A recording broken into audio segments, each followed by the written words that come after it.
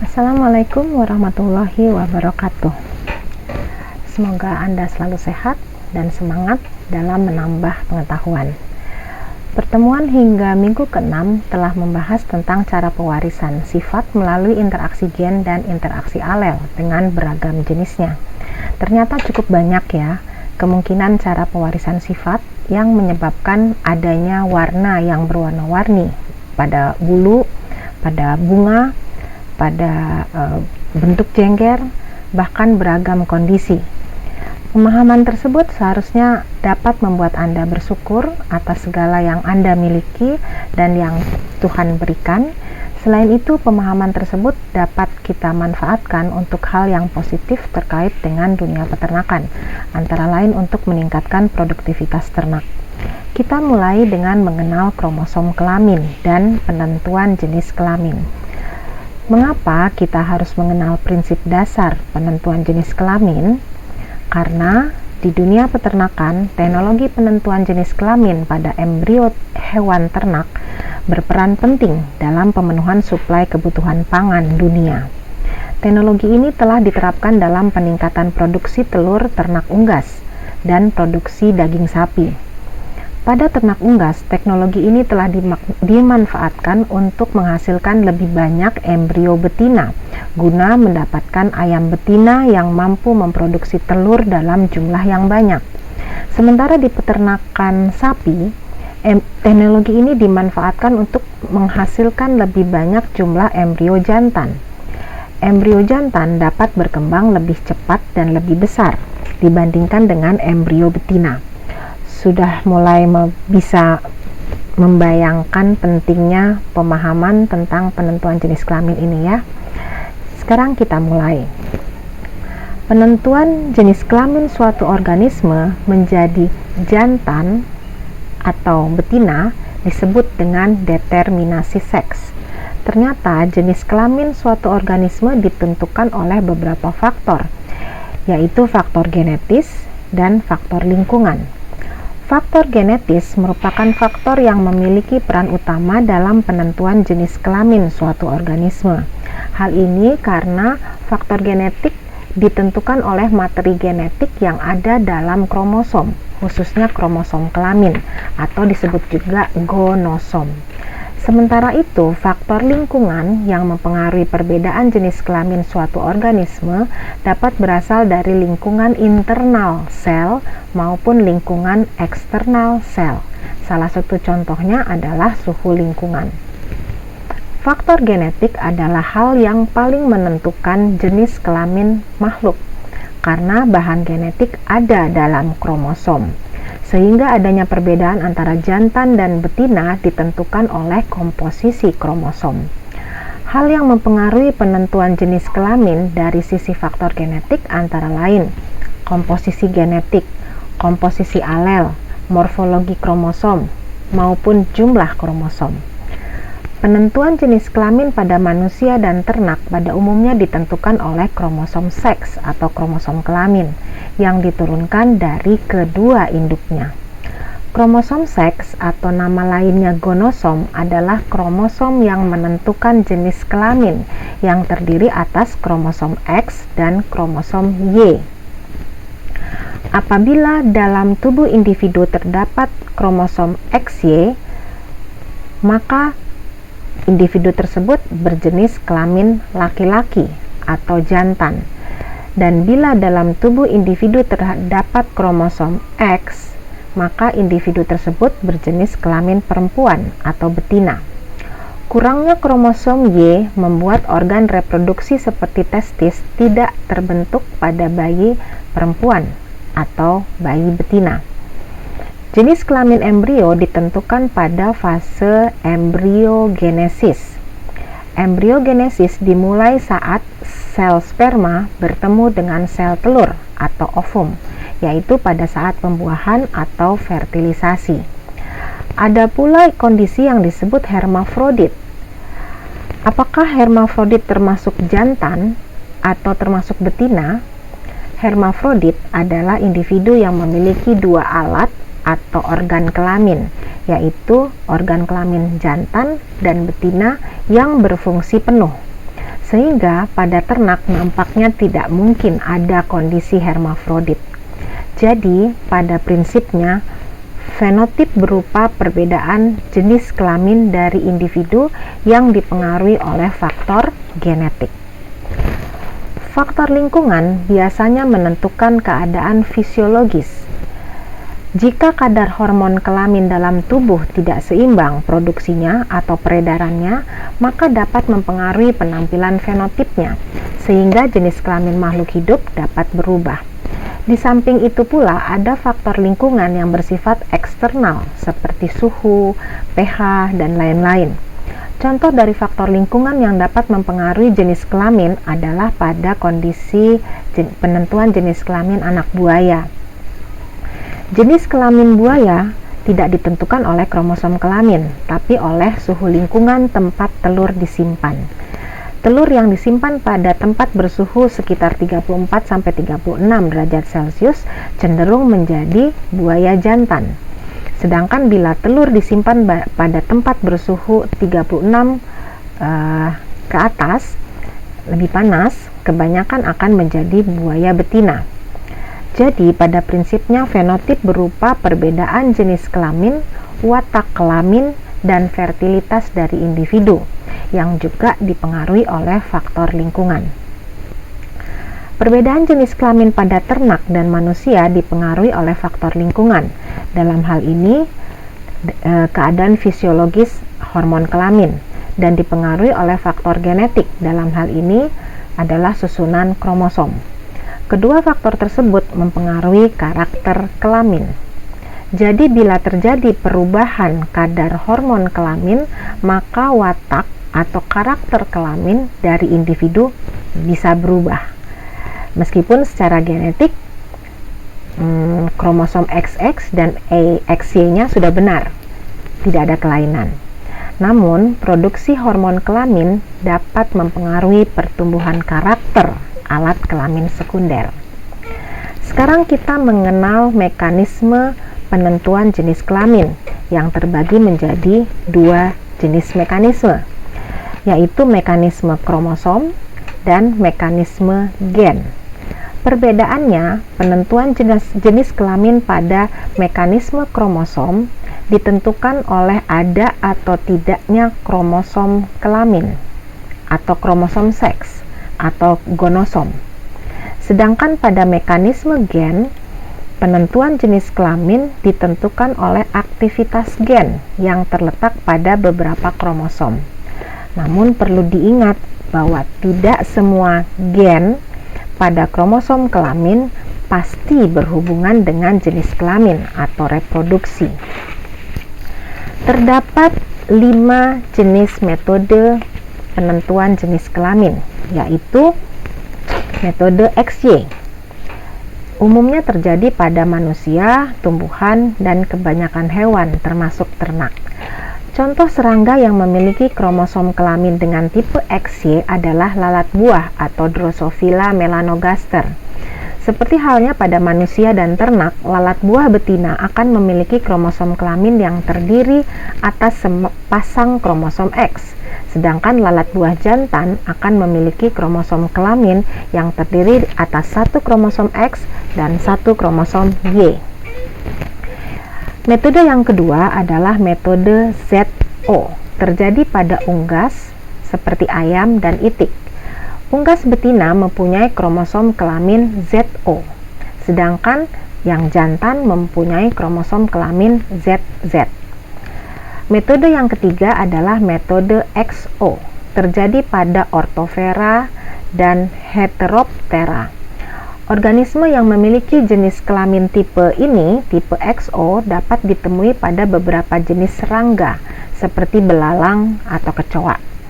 Hal ini terjadi karena pada belalang atau kecoa tidak dijumpai kromosom Y, sehingga penentuan jenis kelaminnya menggunakan tipe XO. Belalang betina akan memiliki kromosom kelamin yang terdiri atas sepasang kromosom X. Jadi kromosomnya adalah XX. Dan belalang jantan akan memiliki kromosom kelamin yang terdiri atas satu saja kromosom X dan tidak punya kromosom Y. Oleh karena itu disebut X0 atau XO. Metode yang keempat adalah metode ZW.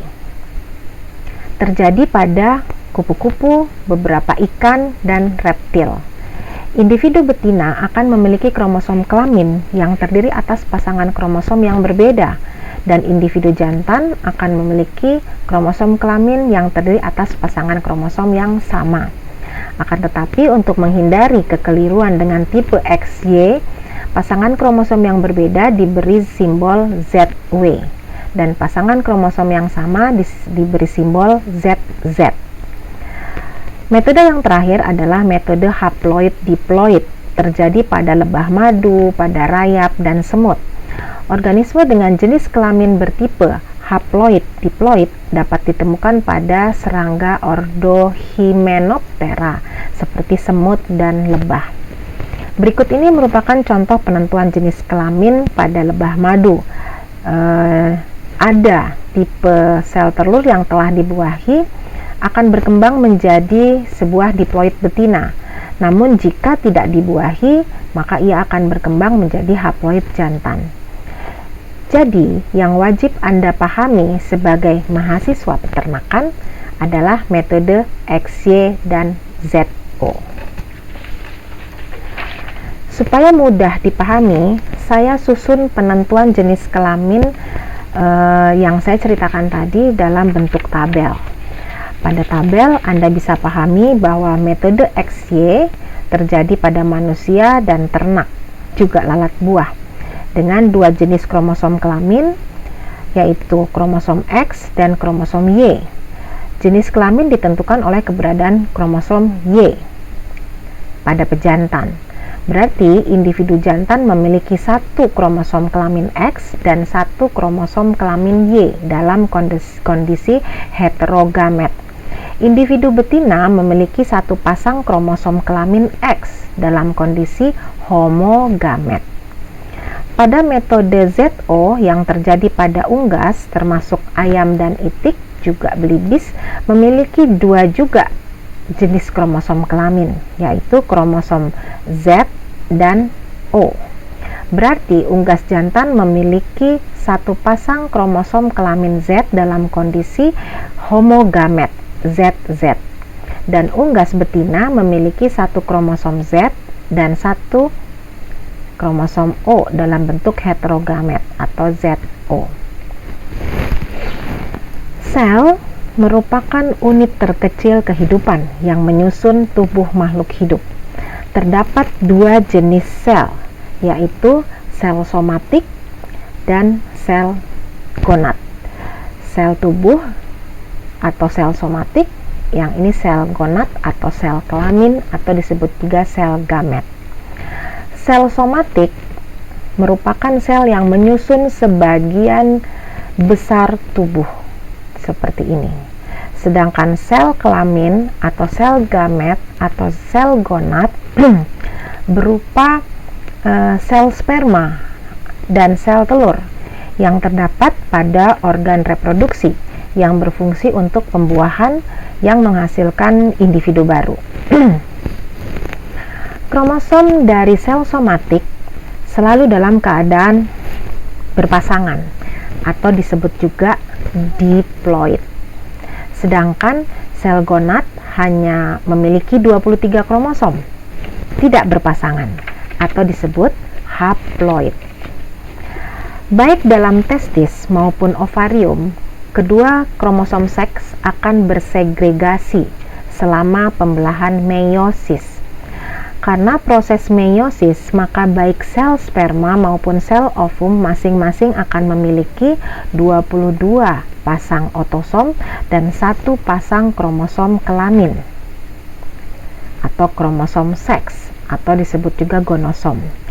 Pada sel ovum, ini adalah sel ovum atau sel telur, sel kromosom seksnya sudah pasti kromosom X.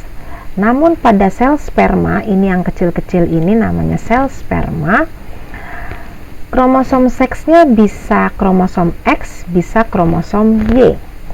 Dengan begitu, terdapat dua jenis sel sperma. Sel sperma yang mengandung kromosom X dan sel sperma yang mengandung kromosom Y. Nah, inilah yang menentukan apakah janin akan berkembang menjadi laki-laki atau perempuan. Jika suatu sperma yang mengandung kromosom X membuahi sel telur yang mengandung kromosom X juga, maka zigot akan memiliki kromosom XX dan berkembang menjadi individu betina atau perempuan, ya. Jadi kromosom X dari sperma ke sini, kromosom X dari telur ke sini bersatu menjadi individu betina atau perempuan. Jika suatu sel sperma yang mengandung kromosom Y ini membuahi sel telur yang mengandung kromosom X seperti ini dan bersatu, terjadi fertilisasi, maka akan memiliki kromosom XY dan akan berjenis kelamin laki-laki atau jantan. Jadi, jenis kelamin seorang anak ditentukan oleh kromosom yang dibawa oleh gamet ayahnya. Pada manusia dan kebanyakan mamalia, kromosom X dan Y mengkode untuk kelamin. Anda perlu juga memahami tentang jenis-jenis kromosom dalam tubuh manusia dan ternak yang menganut metode XY.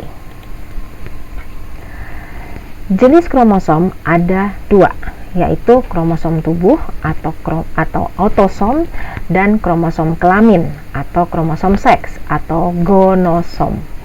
Kromosom tubuh atau autosom berfungsi untuk menentukan sifat dan fungsi normal tubuh suatu organisme dan terletak menyebar di seluruh sel tubuh. Apakah autosom membawa sifat herediter? Jawabannya ya. Autosom berisi informasi herediter genetik. Gonosom yang biasa disebut kromosom kelamin atau kromosom seks adalah kromosom yang hanya terdapat pada sel gamet saja. Ciri genetik tertentu dikaitkan dengan jenis kelamin seseorang akan diturunkan melalui kromosom seks. Pada manusia, baik pria maupun wanita sama-sama memiliki jumlah kromosom yang sama, yaitu 22 pasang yang dinamakan dari angka 1 sampai 22 menurut jumlah gen yang dikandungnya. Seperti yang terlihat pada gambar ini, ukuran kromosom ke-1 paling besar yang mengandung kurang lebih 3000-an gen di dalamnya. Diikuti kromosom kedua yang sedikit lebih kecil dari kromosom 1 dan seterusnya, ukurannya terus mengecil sampai kromosom ke yang 22 yang hanya mengandung sekitar 750 buah gen di dalamnya. Kondisi kromosom tubuh ini dari nomor 1 sampai 22 selalu berpasangan, maka dikenal dengan istilah kromosom homolog atau kromosom diploid, ditulis dengan simbol 2N.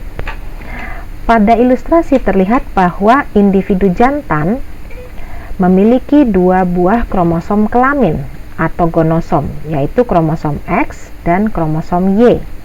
Sedangkan pada individu betina juga memiliki 2 buah kromosom kelamin, yaitu kromosom X dan kromosom X. Jadi ada 2 kromosomnya. Jadi gonosom merupakan jenis kromosom yang bertanggung jawab untuk menentukan jenis kelamin makhluk hidup. Kromosom X memiliki ukuran yang lebih besar dari kromosom Y. Kenapa? Karena kromosom X membawa gen dalam jumlah yang lebih banyak. Mengapa kromosom pria bukan YY? Karena semua bayi berasal dari sel telur wanita yang membawa 1 kromosom X. Lalu sperma dari pria yang menentukan apakah akan diberi kromosom 1X atau Y. Secara total, manusia memiliki 23 pasang kromosom, yaitu 22 pasang autosom dan 1 pasang kromosom seks atau gonosom, sehingga totalnya ada 46 buah kromosom dalam setiap sel. Autosom tidak berbeda antara laki dan perempuan, jantan dan betina. Sedangkan kromosom seks berbeda antara laki dan perempuan, antara jantan dan betina. Seorang wanita memiliki kromosom seks XX, sehingga karyotype wanita normal adalah 22 AA. Ini adalah simbol dari kromosom tubuh atau autosom, dan XX ini adalah simbol dari kromosom kelamin. Jadi kalau dijumlah 22 ditambah 1 23 pasang atau 46 buah gitu ya.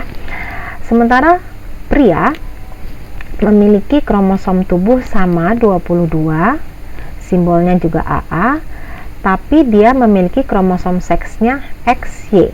Jadi sama totalnya 22 ditambah 1, 23 pasang atau totalnya 46.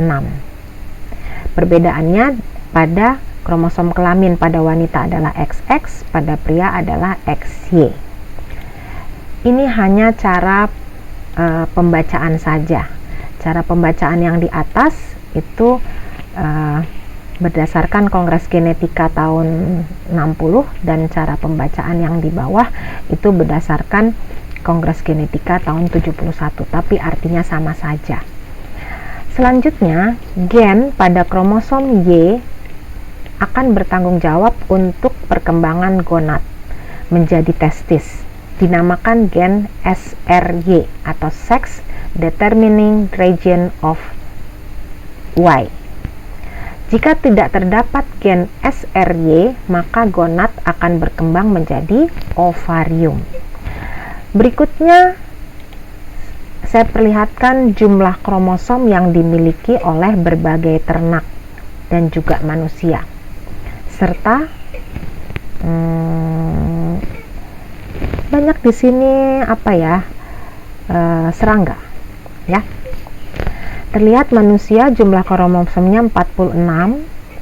Oh, ada juga di sini tumbuhan ternyata ya. Manusia 46 berarti 23 pasang.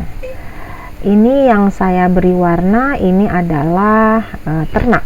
Jadi silakan Anda hafalkan, ternyata kuda, domba, kambing, sapi memiliki jumlah kromosom yang sama, 60 berarti 30 pasang. Kemudian ayam jumlah kromosomnya 40 berarti 20 pasang. Dan seterusnya silakan Anda pelajari. Berdasarkan sistem penentuan jenis kelamin organisme, baik manusia dan ternak, diketahui bahwa faktor genetik memegang peranan utama dalam ekspresi sifat kelamin primer. Organ kelamin primer berhubungan langsung dengan organ seks atau organ kelamin, utamanya testis yang ada pada skrotum pada individu jantan dan ovarium yang ada pada individu betina. Kinerja dari organ kelamin primer pada jantan dan betina akan memicu produksi hormon yang akan mempengaruhi munculnya ciri-ciri kelamin sekunder.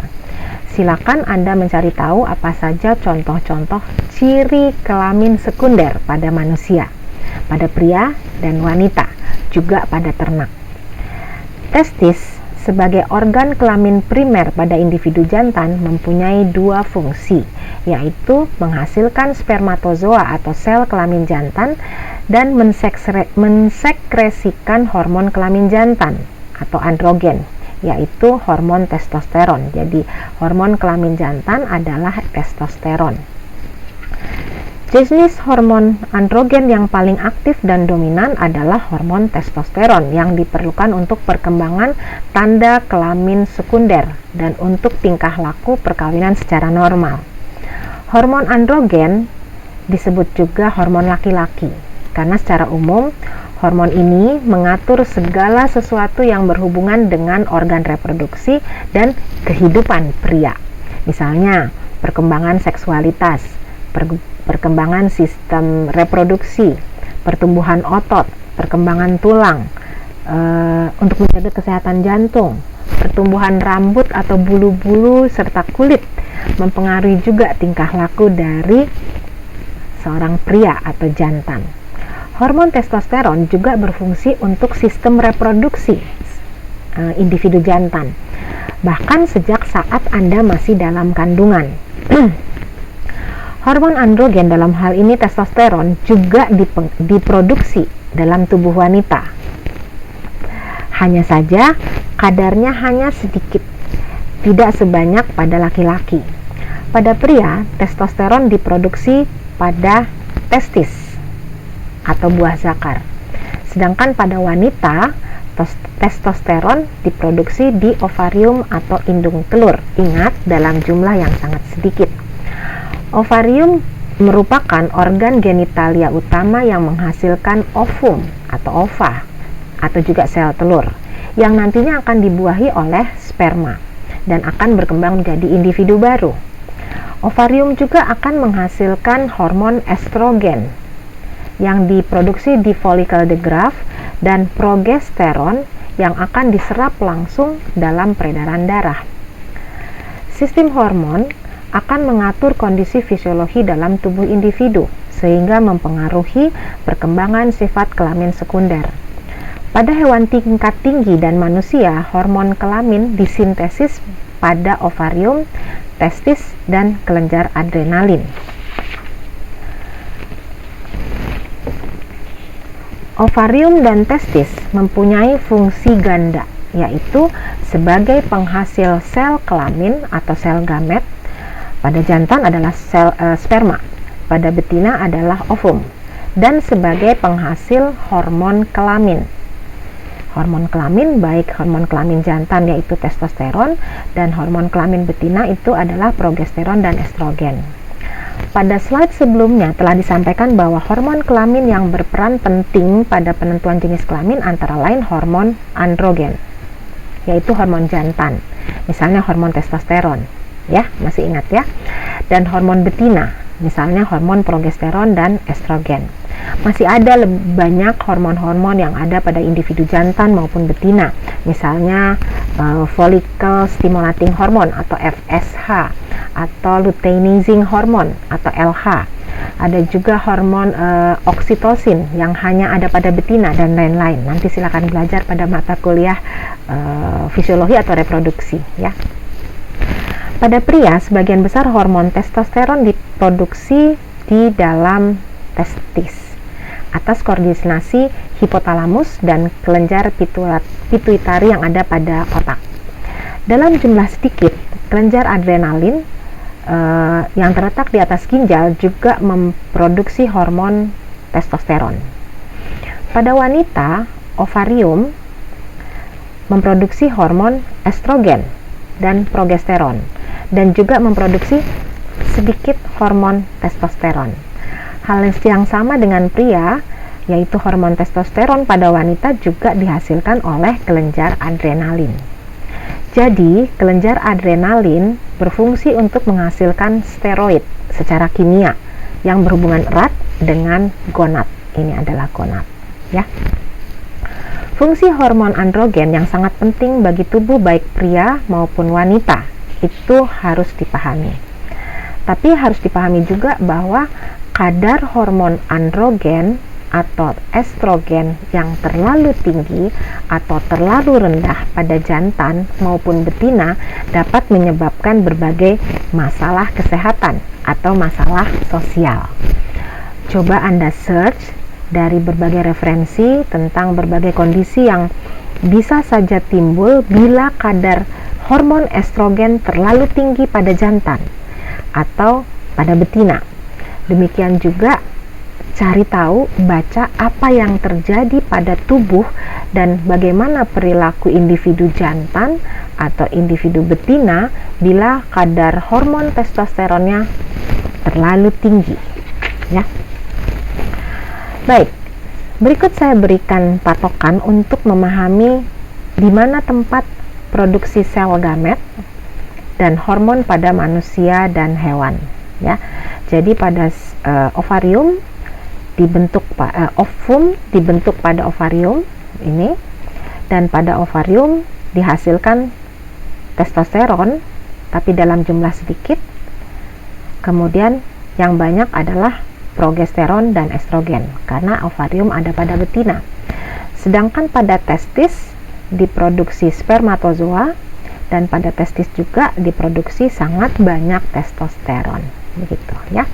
Dan pada kelenjar adrenalin baik pada jantan maupun pada betina diproduksi testosteron untuk betina tapi dalam jumlah sedikit, dan diproduksi estrogen untuk jantan tapi dalam jumlah sedikit.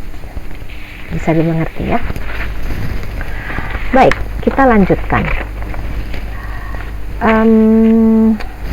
Pada pria, hormon androgen yaitu testosteron memiliki beragam peran. Antara lain, dia akan menunjang perubahan bentuk fisik dan mengatur proses pubertas pada manusia, seperti tumbuhnya kumis, janggut, rambut pada dada atau bagian atas, kaki, paha. Juga memicu perkembangan organ seksual seperti penis dan testis, mengubah karakter suara, misalnya pita suara akan lebih panjang dan tebal, suaranya jadi lebih dalam untuk laki-laki, kemudian mengubah tabiat, mengubah pigmentasi kulit, dan semua hal tersebut adalah karakter kelamin sekunder. Coba Anda cari tahu lagi apa yang berubah dari ciri fisik dan ciri pubertas pada ternak. Fungsi yang kedua dari testosteron adalah mengatur kinerja dan fungsi organ reproduksi pada pria, membuat pria tertarik pada lawan jenis, atau mengatur libido atau hasrat seksual, dan lain-lain. Jangan dilupakan bahwa ada jumlah testosteron yang diproduksi oleh tubuh wanita, namun tidak banyak, tidak sebanyak pada tubuh pria. Tapi fungsinya tidak kalah penting. Antara lain, testosteron pada tubuh wanita adalah untuk menjaga kesehatan organ tubuh. Misalnya, memicu pertumbuhan tulang, payudara, dan organ reproduksi, memicu pertumbuhan tulang pelvis, dan lain-lain. Selain itu juga fungsi testosteron pada wanita adalah meningkatkan kemampuan daya ingat dan konsentrasi, terutama yang berhubungan dengan visual. Yang lain, fungsi yang lain adalah mengatur kinerja sistem reproduksi. Jadi berhubungan dengan siklus menstruasi, gairah seksual atau libido, dan kesuburan serta kondisi fisiologis tubuh. Pada wanita, hormon progesteron bekerja sama dengan hormon estrogen berperan penting dalam membentuk tubuh perempuan ketika pubertas. Misalnya, untuk mematangkan payudara, untuk pertumbuhan rambut pada kemaluan dan ketiak misalnya. Kemudian peningkatan lemak tubuh pada area pinggang dan paha. Kemudian mematangkan rahim dan tumbuh kembang secara keseluruhan. Pada ternak unggas terjadi hal yang sama, yaitu ovarium menghasilkan hormon kelamin betina, yaitu estrogen, dan hormon kelamin jantan atau androgen. Namun, ovarium unggas hanya bertumbuh pada bagian kiri saja, ya, karena bagian yang kanan rudimenter. Ya, ini ovarium bagian kiri yang tumbuh, sedangkan yang bagian kanannya tidak bertumbuh atau disebut rudimenter. Kita lihat bahwa hormon androgen pada unggas berfungsi untuk menstimulasi pertumbuhan pial dan jengger. Pial, ini pialnya, ini jenggernya pada ayam, ya. Bekerja sama dengan hormon lain untuk produksi telur. Kemudian bekerja saat terjadi kondisi pack order atau social rank. Apa itu pack order? Pack order adalah tingkah laku kawin dari unggas jantan yang dominan untuk lebih banyak kawin dibandingkan jantan lainnya dalam satu kelompok. Pack order juga merupakan bagian dari tingkah laku seksual atau sexual behavior unggas. Back order juga terjadi dalam bentuk jantan yang menang dalam perkelahian akan mematuki jantan yang kalah. Back order dalam kondisi tersebut merupakan bagian dari tingkah laku bertarung atau agnostic behavior. Jika Anda tertarik untuk masalah back order, silakan membaca lebih detail dari berbagai referensi. Munculnya karakter kelamin sekunder pada manusia seperti perubahan perototan, perubahan karakter suara, tumbuh bulu-bulu tertentu dipicu oleh mulainya berfungsi hormon kelamin yang diproduksi oleh organ kelamin primer seperti testis dan ovarium, serta diproduksi juga dalam jumlah sedikit dalam kelenjar adrenalin. Pada unggas ternyata juga berlaku hal yang sama. Karakter kelamin sekunder yang terlihat pada unggas, terutama unggas jantan, antara lain pertumbuhan jengger, bertumbuhnya taji, bertumbuhnya bulu yang khas pada jantan, serta terdengar suara kokok jantan yang berbeda dengan suara berkotek pada ayam betina. Oke, jadi yang khas di sini adalah tumbuhnya jengger yang khas pada jantan, kemudian tumbuhnya taji, ini tajinya pada jantan, kemudian ada bulu khas pada jantan seperti yang ada pada leher, berbeda bukan dengan ayam betina bulu lehernya, kemudian pada ekor juga berbeda dengan ekor pada betina. Ya, bagaimana? Bisa dilihat? Jadi ada bulu khas jantan, ada bulu khas betina. Sekarang pada sapi, bagaimana pada ternak sapi? Pada ternak sapi jantan juga bisa dilihat ada beberapa contoh karakter kelamin sekunder, seperti misalnya bulu rambutnya lebih kasar, tanduknya lebih panjang pada jantan. Jadi ini sudah mulai memanjang dan besar mulai dari dalam kepalanya sini. Untuk yang genetiknya bertanduk, ini yang genetik tidak bertanduk, tidak ada tanduknya memang. Kemudian suara lengguhannya juga lebih besar dan dalam, serta terlihat ototnya juga nyata berbeda dengan otot betina. Ya. Jadi bila disimpulkan, hormon kelamin pada individu jantan adalah testosteron dan pada betina adalah progesteron dan estrogen. Semuanya bertanggung jawab pada pertumbuhan karakter kelamin sekunder, pada tingkah laku seksual dan kondisi fisiologis tubuh. Oke. Dan perubahan kondisi fisiologi tubuh. Ya, Anda akan belajar lebih detail tentang hormon-hormon ini dan tentang reproduksi pada mata kuliah reproduksi ternak dan fisiologis ternak. Sekarang kita lanjutkan tentang ilmu genetika. Terdapat dua periode penting untuk pertumbuhan seksual dari individu, yaitu saat prenatal, yaitu sebelum kelahiran, dan saat pubertas. Pertumbuhan seksual pada saat prenatal lebih banyak dipengaruhi oleh faktor genetik, sedangkan saat pubertas lebih banyak dipengaruhi oleh faktor lingkungan, bisa berupa hormonal atau faktor internal, dan lingkungan sebagai faktor eksternal. Penampilan jenis kelamin dari individu akan sangat dipengaruhi oleh tiga hal pokok, yaitu faktor genetik dari ada atau tidaknya kromosom Y sebagai penentu jenis kelamin. Kedua, faktor karakteristik kelamin primer berupa gonad yang berkembang menjadi testis atau ovarium. Jadi testis pada jantan, ovarium pada betina. Dan penentu perkembangan seksual yang ketiga adalah faktor karakteristik kelamin sekunder atau secondary sex karakteristik berupa hormon yang disekresikan oleh gonad.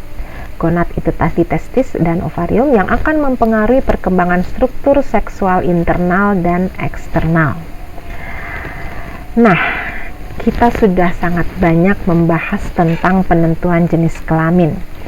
Sekarang Anda harus berusaha lebih memahami dari materi yang diberikan dari video dan penjelasan dari saya.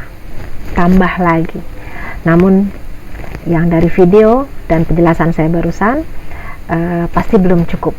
Maka Anda harus meluangkan waktu, konsentrasi, pikiran untuk mencari materi dari referensi lain.